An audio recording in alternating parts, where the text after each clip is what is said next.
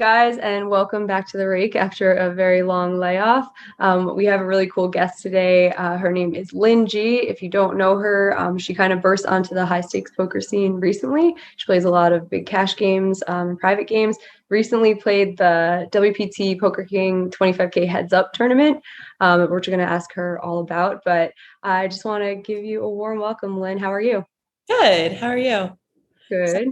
Chilling. You know, we took like a nice month off of this. We're real hard workers over here. But yeah, it was awesome hanging out with you in Mexico. I'm going to get to asking you about that. But yeah, I'm sorry my invite got lost in the mail. Your invite got lost. Yeah, sorry, Ben. You know, and your check for doing this podcast is in the mail as well. That makes sense. Yeah. So Lynne, just for people who aren't familiar with you yet, can you give a background on how you got into poker, what you were doing before poker, and how it's all going? Yeah, sure. So prior to poker, my parents thought I was studying econ. I thought I was majoring in beer pong. I kind of dabbled in a few different things, from like startups to venture capital to whatever. But yeah, I kind of stumbled upon poker. So what really turned me on to poker was I did math competitions in middle school and high school, and someone who had like tutored me for math competitions ended up making it to like 20 somethingth in, I want to say it was the 2016 main event. It was either this 2016 or 2017. Anyways, I saw that, and that got me to start playing like daily tournaments at my local casino. And from there, I guess it must have been 2016, because in 2017, I came and like played a lot of like the WSOP. I didn't play any tournaments or whatever, or maybe I played a couple. But I played a bunch of those single table satellites. I probably won like a quarter of them, which just means that I ran like unreasonably hot. And then I actually satellited into the main at the end of the summer. Bear in mind, at this point, I'm like 19, and I don't give a shit. So I was thinking about whether or not to play it. I ended up not playing it. But I think just through that, I ran hot enough that it kind of like, I caught the poker bug. Awesome. So wait, you were just like a bad kid from the start. You're satelliting in when you're 19. Like, what do you think would have happened if you actually tried to play that tournament? Okay. Like, I don't think I should be like telling everyone this, but I'm like almost 100% sure. One, I just would have busted. But two, like they like, is it like 1042 or whatever the form is? Like, they've been giving me these forms this entire time, and I just gave them like a slightly fudged social security number because I couldn't remember my social security number. I'm very confident that unless someone ratted me out, which at this point, people like not enough people knew me to rat me out. I think I like, had I cashed, I would have just gotten paid and like moved on with my life. Like maybe they eventually would have like found out, but unless they're like retroactively like imposing the ban hammer, I think I just would have been fine, honestly. So you're 19 years old and you're walking into a Vegas casino to play, and nobody IDs you the entire time. No. I get ID'd all the time. I have so many fake IDs at this point. It's all good. We're chilling. Yo, where were you? Like driver's license, or do you have a bunch of passports in a go bag? No, I wish I had passports, but no, I was from like Hawaii, Ohio, Pennsylvania, New Jersey. Like, she's got the McLovin ID. Awesome. Yeah, I like had my bases covered. Dude, where were you when I was trying to get a passport to get into Mexico? I didn't know you had the hookup to just have you like fake just IDs. Expedited it. Okay, prior to COVID, anyways, they have this thing where like you can just expedite a passport within like 2 days. So. And then COVID screwed that all up. Yeah, I thought I had this I thought I had the procrastinators window where they're like, if all else fails, 72 hours, you can just go to LA and they'll make one for you. And they're like, yeah, no, that doesn't exist anymore. I'm like, all right, time to smuggle myself in. Nice. So how did you get in and out? I mean, are we just gonna admit to a bunch of illegal shit on this pod? I'm trying to think of any crimes that I've done. I know, we're just telling everyone about them. So I think I probably won't talk about the crimes I've recently committed. Okay, I'll wait till the 7-year window has passed. So in 7 years, if you're on the pod again, I'll let you know exactly what happened. We'll circle back. Maybe. Let's bookmark this. Oh man. So that's awesome. It's really funny because I feel like a lot of people played a little bit of underage poker, but it takes some balls to play underage tournaments where you're like, if I win this, I might like, you're gonna have to fudge every form you do for the rest of your life. It's hard to win. No. So like 2 years later, when I was 21, I just came back and gave them my real ID, and they were like, "Oh, you already have an account with us." And I'm like, "Huh, that's really weird." Like, well, this is my correct ID. Let's try again with this one. And they were like super chill about it. So, yeah, I don't know. It's not that serious. Oh, it seems fine to me. Pretty minor crime in the grand scheme of things to admit to. I'm sure we can admit to some bigger crimes by the end of this podcast. I'm sure we did a pod. We should have done a drinking pod later in the day, and we really should have. Really interesting. I mean, I could go grab like a cider and come back and like, one cider. From what I've heard a little bit of the legend of Lynne Ji. One cider is not going to cut it. Yeah, I told Ben. All right, so let's talk a little bit about the Heads Up tournament in Cabo. I hit up Lynne maybe a month before it, and I was like, "Yo, I think you'd be really good for this tournament," because I started working for this company that was putting this tournament on. And we ended up talking on the phone for like 90 minutes or something ridiculous, and you were getting more and more excited about the event the whole entire time. But I think it's really cool that you bought into this event. I think like very few women are playing high stakes. If it's not Chrissy B, there's like not really that many people who are willing to do this. So you end up playing the event. I won't give any spoilers. I'll let you talk about how it all went. But then maybe she didn't win, and maybe when after she didn't win, we drank everything in the resort. We could talk about that after, but let me know how the event went, who you drew, how it was playing against him, and all of it. Okay. That was a lot of questions, so you're gonna have to sorry for some of them. But prior to the event, I was super excited. I think the last 6 to 12 months, I just felt like really burned out from poker, and it was through a combination of one, just like getting kind of crushed, very publicly, as some of you guys have seen, and then also just like I didn't really have a great way of like studying the game. So I'm passionate about things when like improving and hard work is positively reinforced. And when it's not, like my brain just turns to other things. So I was kind of like looking for distractions.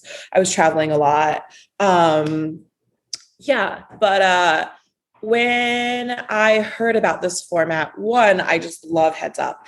And two, like a few people came in super clutch, and they just helped me like build out, like construct ranges for at least pre-flop for everything from 0 to 125 big blinds. And I thought that was incredibly cool. Shout out to everyone who helped me. They know who they are, but that meant like the absolute world. And it just like, it gave me something to work at. Something I like to say is if I know what I'm supposed to do, why I'm supposed to do it, and how to do it, like I just always will. But if I'm missing just one piece of the puzzle, I won't. So yeah, I was beyond excited to show up and play. Studied really hard the first 2 days there. Like I went to dinners, I was social, but like I had my laptop all the time, and everyone I hung out with, it was just like, "Hey, do you want to talk about Heads Up strategy with me?" But I ended up drawing Jean Robert Bellande. I thought it was rigged. Apparently it's not. And like, so PokerShares had me as a favorite. I thought we were probably a lot more evenly matched, because I don't think JRB gets enough credit. I know he just like looks like he's living his rich, broke living JRB lifestyle all the time, but like he hasn't had a career in poker for as long as he has by accident. Anyways, I think I play like decent, where I like knew what I was doing in every spot, which felt really, really, really good. Lose the first round. I'm kind of tilted. I go outside, get some air, lose the second round. Now, like that's the end of the road. And they very kindly let me walk out with a full bottle of just rosé. So I then start trolling the pools, trying to figure out who can drink with me, because it feels a lot less alcoholic to be drinking with other people. Think I ran into you at some point that day, but I don't remember most. You definitely did. The funny thing is, like I was commentating. I was really pulling for you, especially against JRB, because I was like, oh God, she plays with him a lot in private games. Like this is going to be a thing he'll never let her live down. So I was really rooting for you. I was very obviously rooting for you in the booth, which is probably not what I'm supposed to do. But when you busted, I was on a 2-hour delay. So I was like, okay, I'm done with my shift. I'll go find her. She's probably sad. I'll buy her a drink. You were not sad. you were drunk. No. She like by this time in the 2-hour delay, she's now at the bottom of the champagne bottle, drinking out of the bottle. No. Needless to say, I did catch up, but it was quite the scene. But yeah, you definitely handled that better than most people would. I think the first really huge tournament like that, like most people get really sad. You go back to your room, you wallow a little bit. You think about the hands you played. Like, could I have done anything different? She was not wallowing at all. We had like an amazing time. I think you were in bed at 8 p.m. Yeah. Yes, we both were. I was so good that day. I guess the thing with tournaments though is just like I expect to lose so often that when I do, it's like I can't really be sad if I'm being realistic. And then like I just also the entire time, like I was very aware of the fact that there were so many cool people there that I wanted to get to know, but I wanted to get to know them after at least one drink or with one drink, as well as like, I also wanted to try to win the tournament. So I was just pretty determined that either way, I was going to have a super good time. But yeah, it's been a while since I've had a day where I don't remember all of the events of that day. Yeah, at least I feel like you were close to at least like washing away the tournament completely. Like I think you were about half a bottle of champagne away from forgetting JRB was even there. Maybe a lot closer, maybe like 2 more sips away. So. Yeah, but okay, so after playing that event, like I had talked to you a bunch about poker and life and everything. You probably forgot all of it. However, you kind of said your interest in poker was waning. It was kind of becoming a drag. You were losing. You were having a horrible year. And then just this event made you feel like playing a little bit more. Do you still feel that way? And like what specifically about it or about the people you've met or anything made you want to continue in poker? Yeah. So I guess like, it's a good question. I think a lot led to me enjoying poker less. And I'm sure a lot of it was subconscious. And I think like another part of it was just like, I saw things that happen in poker and it made me not want to stick around in the industry, whether it's just like, let's just call it overall, like dishonesty or like things not being like what they seem. I don't know. It just didn't feel great. But I think over the last 6 months, I've gotten to meet a lot of really cool, really genuine, really interesting, really put together people. Yourself amongst them, where it's like, I've had so much. Oh, hang on. Sorry. Jamie's put together? Shut up, Ben. You really need to get to know each other better. Ben, let me have this one thing, okay? This disillusioned young woman thinks I'm put together, and I want to hold on to this even for 1 minute, okay? Please bask in this. All right, let's give Jamie a minute to bask. 59, 58. Yeah.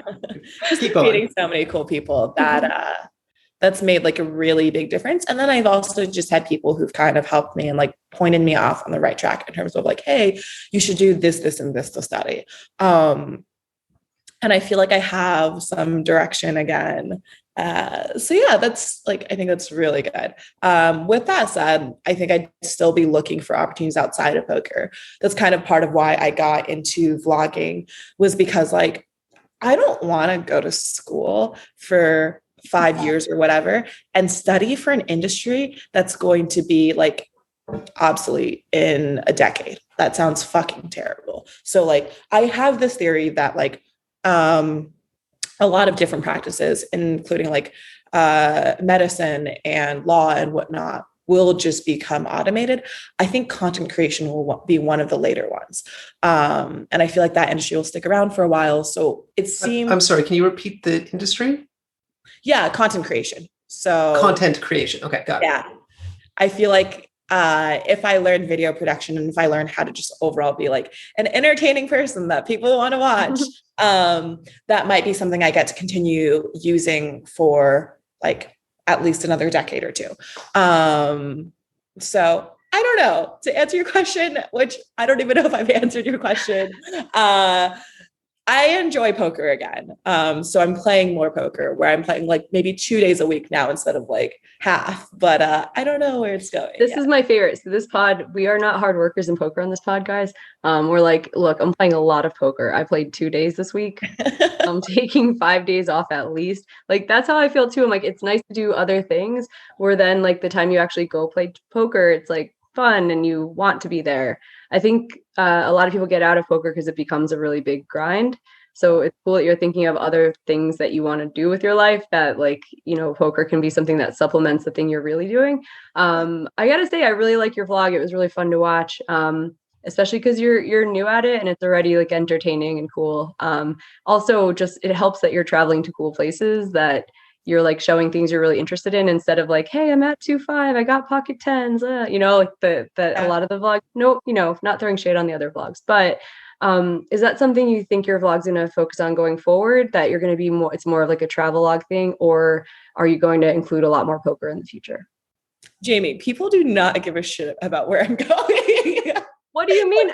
I want to see all the trips you're on. Maybe that's just me, but I think it makes it. Yeah. So if you look at like my views, like I just have double-digit views for the 2 poker vlogs, and like people don't care about like whether I'm going to LA or Athens or Mykonos. Like it does not matter. So I think like, yeah, I think a lot of like content creators have been like, hey, Lynn, like put out there what you want and then people will watch it. But like, I'd much rather just put out what people will watch. Also, I do enjoy poker, and like, I really enjoy vlogging the experience as a whole. So I don't know, like it's fun. It's fun filming both like B-roll and actual poker content. But because poker content just does so much better, I think I'll definitely stick to that for now. I'd like to find like ways to transition it. So the whole like most likely to thing that you did with me in Cabo, that was super helpful. Thank you so much. You were the first person to say yes. Like it literally would not have happened had you not said yes. I would have just like gone back to bed or had a few more drinks and been like, scratch this, like moving on. Well, I know the pain of like trying to get people to help you make content. Like this is part of the thing that I do. And like when people say no, think about like, how far down the list I must have been, Lynn, when she was trying to find a podcast host.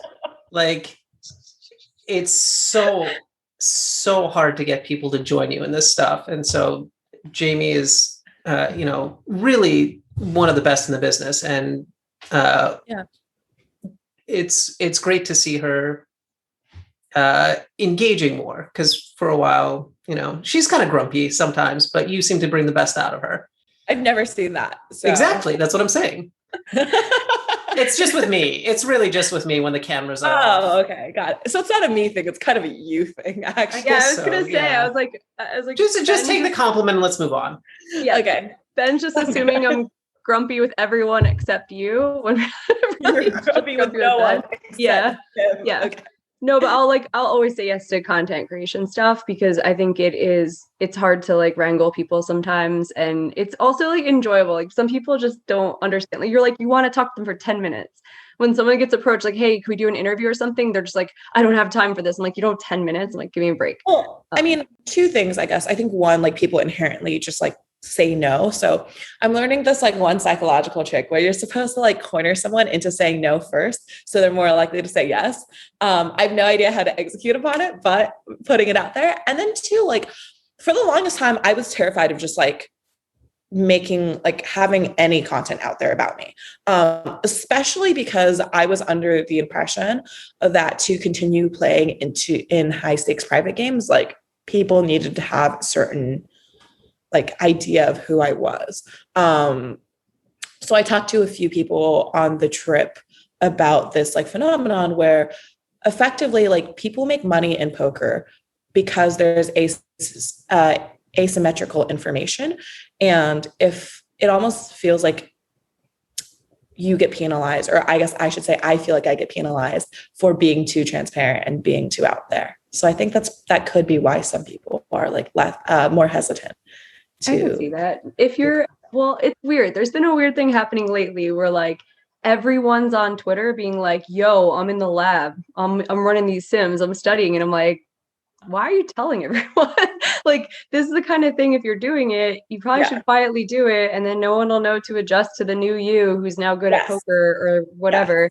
But people tend to do that a lot. And I feel like you're not doing that. Like your vlogs are, hey, I'm traveling to this cool location. I'm having fun with friends. I met these cool people. I'm playing chess. I'm doing whatever.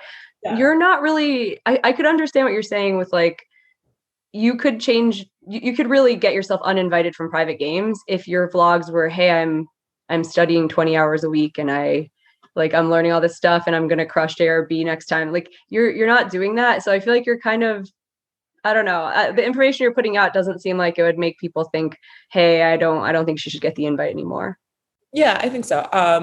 There's obviously like a little bit of framing involved, and then, but it's also just like, it's true. Like I put in zero work.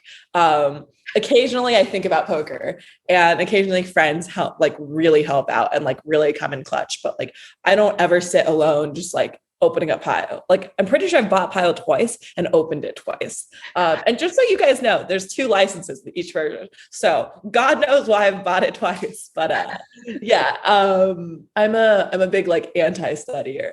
I don't know if this is like okay to say. It's probably fine. But Doug asked me how I randomize, and I just looked at him and was like, what is the word randomize? Like, can you use it in a sentence? Can you define it? Can you spell it? Like, I have no clue what you're talking about. I don't randomize shit. That's great though. Like I had made a joke that I was like, if a guy made this joke, I'd be like, that's sexist. But I was like, women just randomize by like, look, I'm in the mood to 3-bet this, and tomorrow I'm not. Like, all right, It's not that serious. Yeah. But that's pretty funny. I think something refreshing about you is I think a lot of people who start playing high stakes want to prove, hey, I'm super serious about this. And I I'm going to study and I deserve this seat. I've worked my way up. You're just like, I'm having fun. I want to play this game. I like poker. And, I feel like that's very honest and very different from like how a lot of other people who are maybe more self-conscious about coming across a certain way, like would act. Yes and no. I think by the time you make it to a certain stake, you kind of learn that you can't act that way, because if you do, you don't get to play those stakes anymore because the higher it goes, the more private it is. But yeah, thank you. I really appreciate that. We interrupt this podcast with a message from our sponsors at Run It Once. Right now on Run It Once Poker, we invite all players to join us in celebrating the European Championship with our Euro Match Pick'em promotion. From now until July 11th, every game day, players on Run It Once Poker can earn extra rewards by selecting the correct winner based on the spread for the day's match. And if you're a first-time depositor on Run It Once Poker, any rewards you earn during this promotion will be doubled. Plus, first-time depositors will also receive 1 month of free access to all essential content on Run It Once training. For full details, head to once.run/pick'em. That's once.run/PICKEM. And now, let's get back to the pod. What's up, Ben? Sorry, we made I'm this like also here. talk. No, this is cool. I get to like see how Jamie is like with people she actually likes. It's really nice. It's a nice break for me from, usually she keeps me like chained up in the closet, drags me out. Oh, it's time to do a podcast. Hits me with a switch a couple of times. So this is kinky. If you're into it. I don't know if I'm allowed to do this, but Ben, can I like just get to know you a little bit? Because I feel like let's have Lynne interview me. Ask me some questions, Lynne. So how did you get into poker? How do you know Jamie? Let's start there. So I got into poker. The long version is when I was like 14 or 15, I used to play Magic the Gathering, and we would have like nickel and dime limit hold'em games in the back room of like the local card shop, and they put on like VHS cassettes of the World Series of Poker Moneymaker stuff. And so that was my first introduction. And then I bought lunch or dinner for somebody and had them send me like, I went back across the country before they could pay me back. So they sent me $32 on Poker Stars. Okay. And then I ran it up to, however many $1 million that I won on Poker Stars over the years, and never put it back. So I just started up playing sit and goes and making, like I was at university at the time, so it was like beer money kind of thing, having a little bit extra lying around. And then there was just one summer where I hurt my ankle pretty badly doing some escapades. Maybe spent a little bit too much beer money that night. And so I was just kind of posted up in my room with my like ankle in a walking boot and like elevate it to reduce the swelling. It was just in front of my computer all day. And I'm like, all right, there's nothing really I can do here except play poker. So I started to kind of study and take it seriously. And yeah, I made like 50 grand in a summer. And I was like, oh, okay, this is what I do now.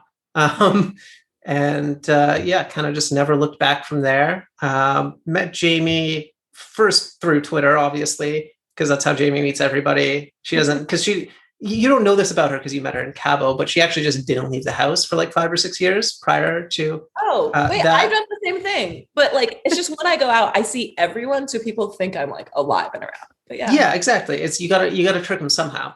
And so, I ended up meeting Jamie through that, and we became friends. And over the course of the pandemic, we were in a bunch of like Zoom games playing Mafia and stuff together. And so when she said she needed a new co-host for the podcast, I was like, sure, take me in. I have been doing nothing with my life for the past couple of years. I need a little bit of structure and direction. I'm going to try this thing. It sounds like fun. I was wrong. I hate it, but I keep showing up. But at least you have like a place to live in her basement, right? Yeah, exactly. Well, closet, not basement. Like I don't get an entire basement. That would be right. That would be a little too much freedom for me. I really, really need the structure to be productive. So it's nice that I have like my little closet. I can just sit and think about who are we going to have on the podcast this week. And then she'll like pull me out on Wednesday and be like, who's on this week? And I'll give her a name, and then she'll throw me back in until it's time to do. That's incredible. Speaking of closets, by the way, I'm thinking about moving back into a closet or a bedroom effectively the size of a closet, because I find that like I'm like a very like all or nothing person. And when I was initially coming up in like LA poker, I literally lived in like a room that like couldn't have been larger than 200 square feet is like generous, like really generous. But I just like grinded so much because there was nothing to do. Like I couldn't like have people to come over and play Mafia. I just like played a ton of poker every day.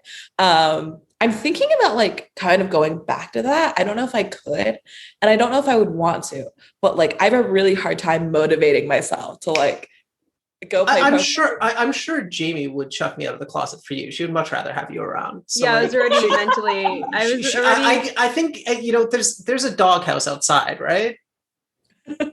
For me, like as if the doghouse wouldn't be like fully equipped with like a TV and air conditioning and stuff. Yeah, like I would treat my dog way better than I treat you. That's I don't know why I said that. Of course I can't have the doghouse, but I mean Crouton likes me. He'll let me like snuggle up a little bit. Sure. But yeah, I think that there's something to be said, I think, for a very kind of clean, minimal living environment and paring down your distractions. I find when I have more space and more options to do around the house, my mind just kind of wanders to everything else. Whereas when I have like an office with no distractions, I can't like cook or go to the kitchen for a snack or go do laundry. It's just like I'm just there with my computer.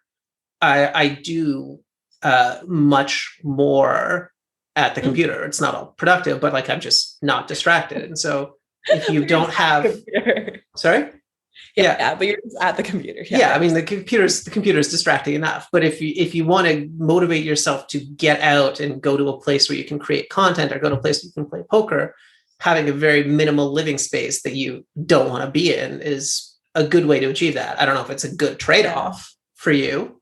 Because having a home that you don't want to be in is kind of, that's an uncomfortable feeling, but also it's the grass is always greener kind of thing though. Like you're having a lot of fun, you're meeting a lot of cool people, you're experiencing things, and you're like, I just want to sit in a tiny closet and grind. And then if you were doing that, you're just like, oh man, like there's so many events I want to go to and people I want to meet. It's like it always comes down to like people are very happy when they have a balance. So like maybe live in a closet 2 days a week and be your balance. That's a good point. I think people are happy. I think people are happy when they have a balance, but I also think for me, I'm happy when I'm just like very singularly focused on something, especially if I find that something like inherently fulfilling, which if nothing else, like poker definitely fulfills and satisfies like my competitive drive.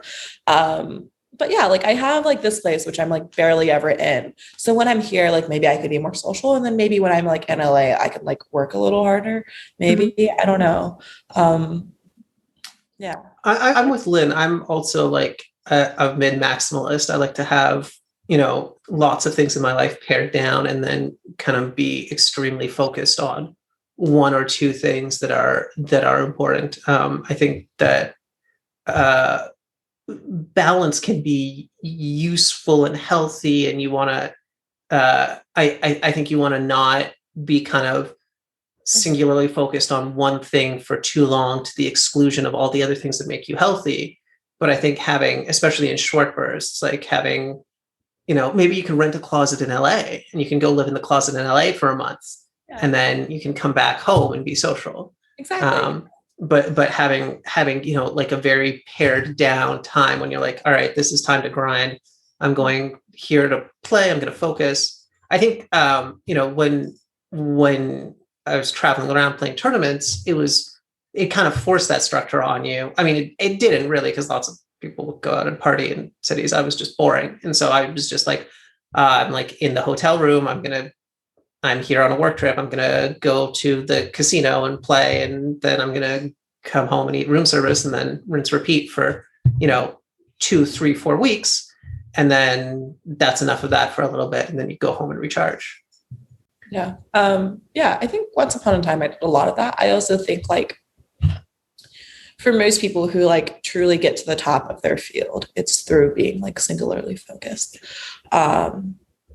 Now, do I want to be at the top of my field, or do I want to have margaritas at 5 p.m. every day? I don't know. But do you really not know? I feel like I know. I don't. Yeah, I don't. You can want both things. It's a question of which you want more. Exactly. Yeah. Like I've already lived a year of like I've literally called drinking a job because like, let's be honest, I drink from noon to 8 p.m. every single day. That's a full work week if you do it 5 days out of the week. Mm-hmm. Get this, I'm an overachiever, so I would do it for 7 days out of the week. And then friends would get a little concerned. So I'd be like, okay, you guys, like I'll take 2 weeks off. Like, just because I'm like a very social drinker, but I don't actually have a problem. Promise. But I don't know. I also like feeling productive and like, not just when it comes to like slamming Dom or whatever, because apparently chugging champagne is a thing. Yeah, I think I'm also a social drinker, but I'm antisocial, so I'm quite healthy. That's amazing. Wow. Yeah. Congratulations, Jamie. Rub it in, Jamie. I wonder how you lost 20 pounds while I've gained 20 pounds. Oh man. Yeah, but I also considered staying for like a month in Cabo because Joey, like I have the same thing as you. Like I want to work really hard. I have some stuff I want to focus on. But then also when someone's like, hey, why don't you just stay in Cabo and have fun for a month? And I'm like, I don't have a good answer for why not. Like I usually did in my life. I'd have a lot of things where I was like, okay, I need some structure. I need to work on a thing. I have to like be here for a certain thing. But I'm like, I'm doing a lot of work remotely. I don't have a bunch of stuff like keeping me anywhere. I'm like, this is a time to just say yes to things like that. And I feel like that's something you're doing. You're much younger and like at a different point in your life. And I think that is something I look at. I'm like, oh, that seems really cool. To just be like, you want to come to this cool event in Mexico in this format that's not your best for $25K. And you're just like, are you telling me I'm not sick at Heads Up Sit and Goes, Jamie? Oh, I'm not saying you're not. I was saying it's not your specialty. Like you have 10 other specialties, that's right. But you were finding reasons to say yes to it instead of like, whoa, that's crazy. Like talk me into it. You're like, okay, I think the answer is yes, but let me figure out why. That's like the approach that you have. That was an incredible event. Like I really appreciate the way WPT and Poker King have gone about putting it on and how like they clearly had to focus on just everyone having a good time. The other thing that makes me a really big fan of them is they've been so cool about just like letting me use any and all footage from that event. Like that's incredibly helpful. Because that's how everyone in this industry should work. Like I've had some serious conversations with other companies where I'm like, letting people self-promote, letting people promote the game through their own channels and whatever they want to do is good for poker. It's good for everyone. It makes it more fun for the players when they get to share all the stuff that they've done. I don't understand certain companies that are like, no, we're going to shut you down. Like, we don't want this. I'm like, dude, everything is branded with your company. Like, It makes no sense. I think our industry is like a little bit weird with the like striking down all these people who are trying. I think it's actually quite normal in terms of production and video industries. I don't think it's good, but I think it's pretty normal to be very protective of that footage and that licensing. Some things don't make sense though. Like let's say Poker King brands it and there's a watermark Poker King and she's showing something on the app that says Poker King and then she shares it on her thing going, I played this Poker King event and they're like, no, don't use our name. I'm like, this makes no sense at all. Like, if you blocked out all that stuff and you want to share a hand and pretend that you played it in your own house and whatever, like that would be weird. But I think our industry really is backwards with like the kind of just the restrictions that they use on stuff like that. I think it depends. So like, I think for Poker King, because like they are an app-based platform from my understanding, it makes sense that the more eyes they have on it, the better. But if you were like a company that is purely like, maybe not purely, but it's like production company where they make money from the content that they release, I could understand why like they wouldn't want someone to go out and cut into like their largest like source of revenue. So it makes sense both if you share a piece of it though, well, I don't know, though maybe I'm just not like the normal viewer. I don't know, but I just assume like, let's say I watch your vlog and you share something and I'm like, that looks cool. I'm going to go look up this event and see the whole thing. So now you're basically funneling people to their main page because you're not showing 7 hours, you're showing 5 minutes, you're showing like the commentary in your event. If someone's like, oh, that looked like a fun event, they're going to look it up on YouTube and all of a sudden you have more eyes on the original production. That's how I assumed it would work. That's how like I am as a viewer, but I don't know. That's not exactly my area of expertise. So I think that's true. Like, I think there's people like you, and then there's probably also like people like me where if I just get like my 5 minutes or 50 minutes or whatever it is on YouTube, I'm like relatively uninterested in going and finding where the original content came from. So definitely like two sides to kind of every. So now that this 25K heads up has rejuvenated you, Lynn, what's next for you in poker? What are you planning a big World Series? Are you planning some other trips? What are you looking forward to with your rejuvenation? That's a great question. I have no fucking clue. I don't plan very far in advance. For this Cabo trip, I planned, I think 2 weeks in advance. And that was like the furthest I've ever planned in the last few years anyways. I don't really have plans for the World Series yet. I imagine I'll be around playing cash, but like for all I know, at that point in time, I could have already moved to Europe because I found some new French lover. So who really knows? You heard it here first, Frenchmen. Lynn is in the market. Step right up. Try your luck. But yeah, I don't know. I think if I keep playing poker, I need to actually put in some sessions at like lower stakes. So like anywhere from like 5-10 to quarter 50, because I definitely need to regain some confidence. With that said, if I just get the sickest opportunity to play 1-2 plus tomorrow, like 100, 200 plus, and I think it's just like a 6 spot, I'll obviously jump at it. I'm finding that at least in just this little like period in my life, I'm having to create more opportunities that I'm getting handed for like all of 2 seconds. So yeah, so hard for you. It's really hard. I'm glad you can empathize. Thank you so much for being here, Ben. It's the only time anyone's ever said that to me. Not on the podcast. I just in general. Ever, period. Yeah. I figured it was good to answer that at some point during the podcast. Felt good. Got it. I like when other people feel good. But yeah, I need to put in like 5 days of poker 1 week because I think it's just going to do absolute wonders for like my game and for my confidence and like for just kind of getting like whatever out of my system. But like, why would I do that when I can just go like to a different beach in the world every week instead? This is the constant struggle in my brain as well. Like, but then I don't know. Sometimes poker is fun. I enjoy playing sometimes, and then that's when I go play. But that's a good spot to be in to not feel like you have to. You know, that was the worst part of my career when I was like, I have to grind, and I was like needing to make a certain amount of money. And I was like, okay, I'm going to play from 11 p.m. till 6 a.m. because those are the hours that are the most valuable. I look on my stupid poker income and can see that. And it's like, that is a job. I was like, why am I doing this as a job? This was supposed to be the thing that got me away from my job. But I don't feel like that anymore. And I kind of like, it's cool that you are seeing that so much earlier. I feel like it took me like 6 or 7 years in poker before I was like, oh shit, I've turned this into a grind, just like being a lawyer. And that's not what I want to do. But it's like you kind of microwaved your poker career where like you're playing super high stakes. You've gotten cool opportunities super early.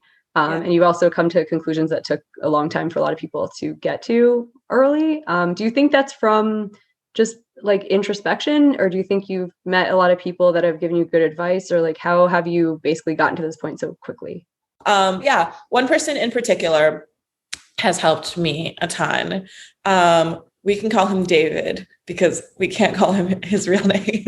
Okay. But I lost a large amount of money backing because I think I put my horses in a pretty shit spot that like maybe I did okay there because I think I just had a lot more history and whatnot with everyone I was playing with. But yeah, I was trying very hard to not only die with zero, but to live with zero.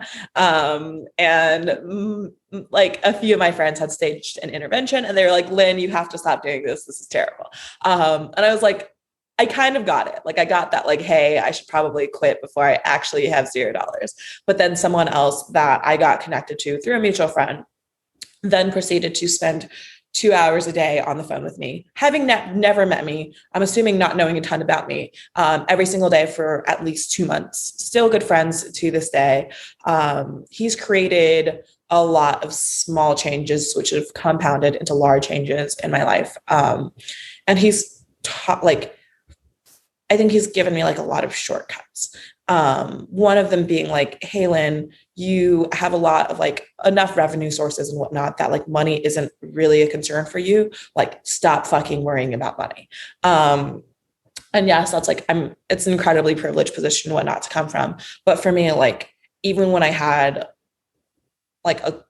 even when I had $1 million, I never felt like financially secure. And at that point in time, like one, my expenses were a lot lower, but two, I just had the mindset of like treating making money as like a game where I always had to get the high score. But it was unhealthy because I didn't realize that it was a game. Like I treated it like that was like my entire life.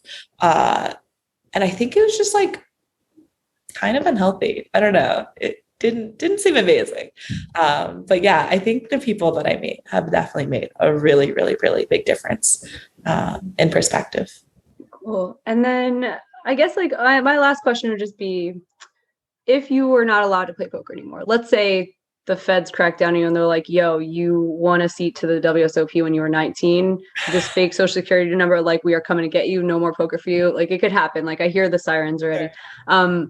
What do you do? Like, what is your next thing if you literally can't play poker anymore? Is this like a career type question or just like, what do Anything, I do? Like, you know, let's say, okay, if you have money where you don't need to worry about a career right away, then what do you do? If you do need to make money right away, like I'll be in Europe. I have France, Italy, and then back to Greece on my list. I have some. I'm coming to Greece with you. We've already settled this. Perfect. Yeah.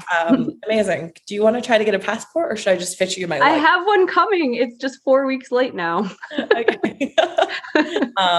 But yeah, I think that I initially do that. And then I'm sure my brain comes up with ways to make money, as it usually does. Yeah, I don't know. Lately, my career has been just staring at Coinbase and yelling at Bitcoin to go up. Mm-hmm. It's a popular one these days. It is, isn't it? Yeah, it's not that successful yet, but I think I just need to focus a little harder, and then I need to like enlist some friends in joining the cause. Yell a little louder, maybe get it going in a chorus, like row your boat. I think that'd be cool. Do you want to try that after this? No, absolutely not. Okay. Well, like a Coinbase prayer circle. Wow, what a buzzkill. No. You must not have watched any episodes of The Rake, if that's surprising to you. He's Benny Buzzkill. That's like his whole entire job. But what's hard persona. Though is that I also am like that, where I'm just like, yeah, poker kind of sucks. Ben's like, yeah, poker totally sucks. I'm like, oh shit.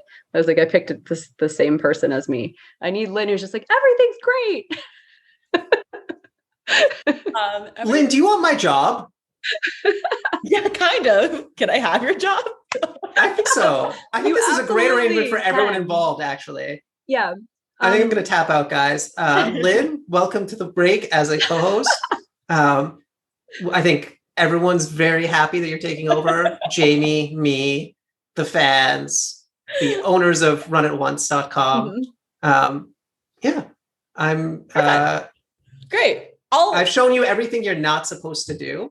So from this point, it should be really easy, I think.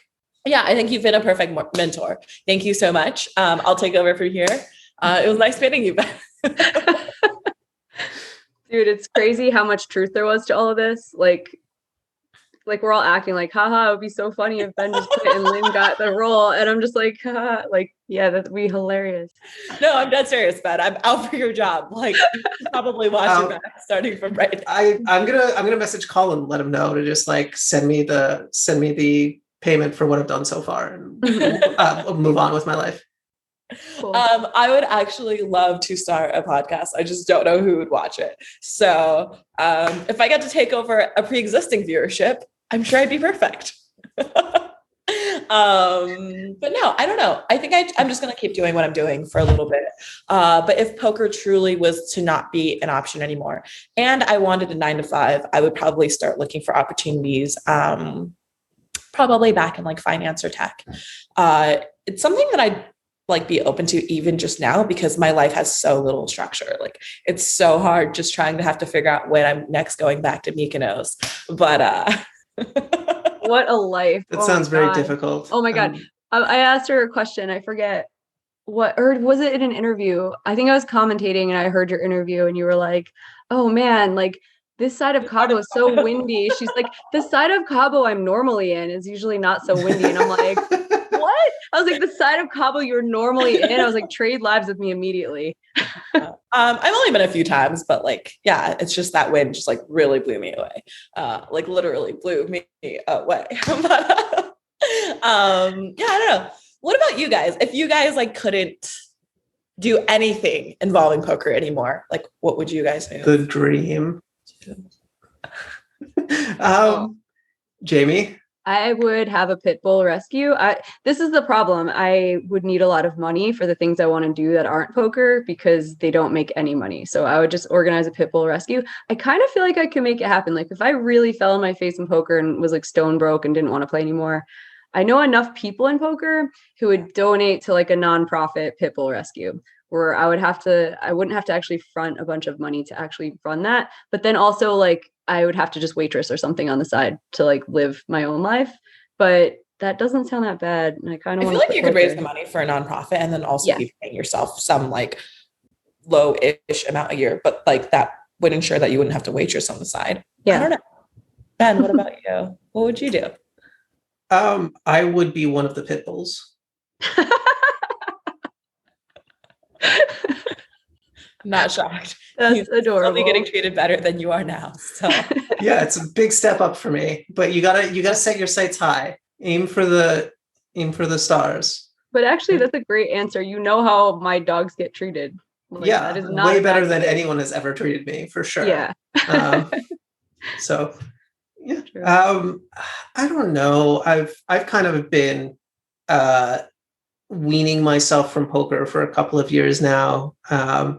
And I'm not really, I've been trying to figure out what the next steps are. There's some things on the tech side that I've been interested in.